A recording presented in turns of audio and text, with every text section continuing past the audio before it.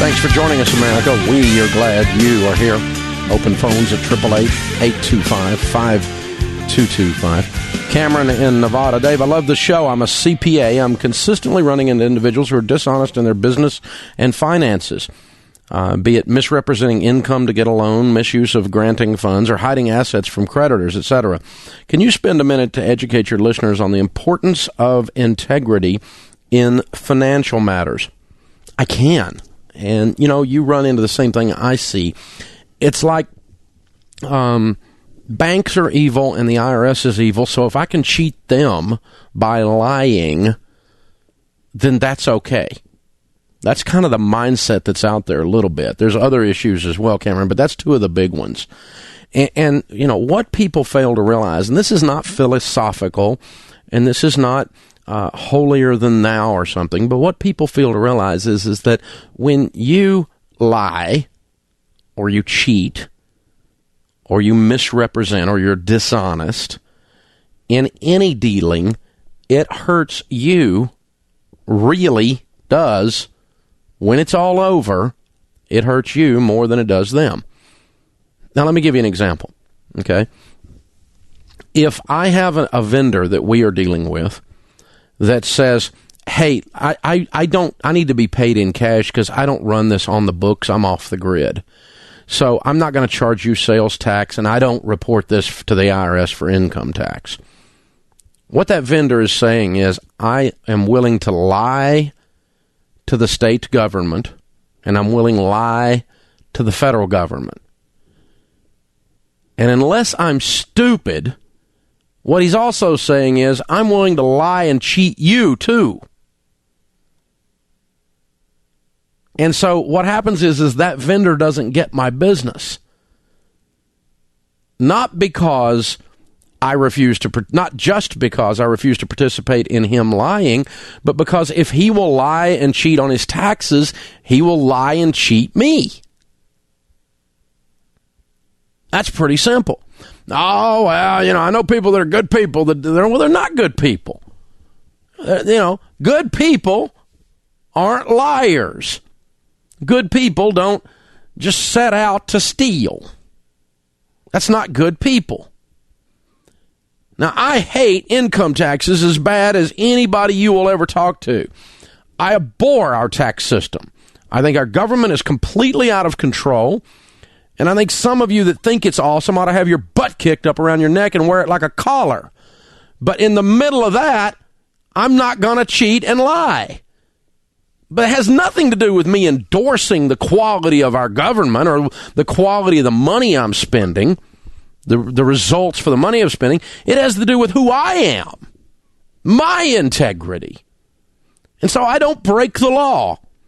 Every single cash transaction is reported. Every single detail and nuance of all of my income is reported. I am so unbelievably clean that an audit would take 20 minutes. It's ridiculous. And I'm not because I'm afraid of the IRS, not because I'm afraid of criminal prosecution, not because I'm afraid of the PR disaster that would occur, although all of those are possibilities were I to cheat on my taxes. But I don't cheat on my taxes because I'm not a liar. It's stealing. You know, that's the deal. Now, here's the comeback. Here's the final thing to put a bow on this, to get your arms around this, because Cameron really brings up a great point here. Let's wrap our arms all the way around it. Tom Stanley, who did the book Millionaire Next Door, also did a book called The Millionaire Mind, where he studied people that had $10 million or greater net worths. They're deca-millionaires. $10 million or greater net worths. They made at least $750,000 a year in and year out, personal income in order to be in this study. As he studied these people, as Tom Stanley studied these people, he found 38 correlating statistics among them. 38 things that he measured in their lives to try to figure out what's the secret of becoming a deca-millionaire. And he listed the 38 in this book, and it's a wonderful piece of research because it's all over the map. It covers everything. And he listed these 38 character qualities in the book that he found, and he listed them in order of how often he found them, meaning number 38 was the least often found. Number 1, if you will, would be the number 1 indicator of becoming that person, that decamillionaire making $750,000 a year. Just to kind of give you a quick overview of that, just to let you know kind of the stuff that was in there, he studied their grade point average while they were in college, and if they graduated from college. The average one of them had graduated from college, and the average one of them had under a 3.0 grade point average. So grade point average was fairly far down the list of correlating statistics. High up in the list in the top 5 was they were married and had a great marriage.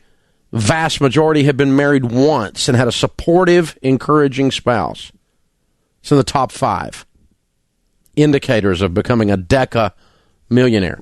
Number 1 indicator, as he did the research on each of these people, talked to their vendors, talked to their employees, talked to their spouses, talked to their kids, talked even to their enemies and their competitors. The thing that was most often spoken when they asked, describe this decamillionaire to me. What do you think of this person? Who is this person? The number 1 correlating character quality or statistic or behavior that indicates the ability to become a decamillionaire: fanatical levels of integrity. Fanatical levels of integrity. Even their competitors said, hey, if that guy says the sky's falling, duck. If that gal says something, you just know it's done. Whatever they said is what it is. It is what it is. 100% fanatical, crazy levels of integrity. Number 1 indicator of becoming a decamillionaire. So who are you cheating when you cheat and lie and steal? Really? Cheating, lying, and stealing is short-term thinking. You will get stuff in your hand, in your pocket right then, but you will not get to keep it. And you will always wonder why you have bad luck. Oh, I just can't seem to get ahead. See, when you lie, you have to remember a lot more things, because you have to remember who you told which lie to. When you steal, you have to remember who you stole from, and when and how. It requires a lot more space. And you can't use your mind and your emotional and spiritual space for productive things, because you spend all of it covering your tracks because you're scummy. And then you go, well, I just can't get any luck. My employer won't ever promote me.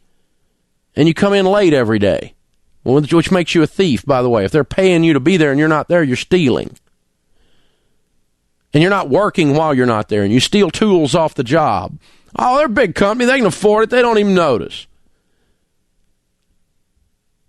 They buy that stuff by the truckload. What's that matter? Oh, man, I work at a restaurant. I just stole a little bit of food. What's the big deal?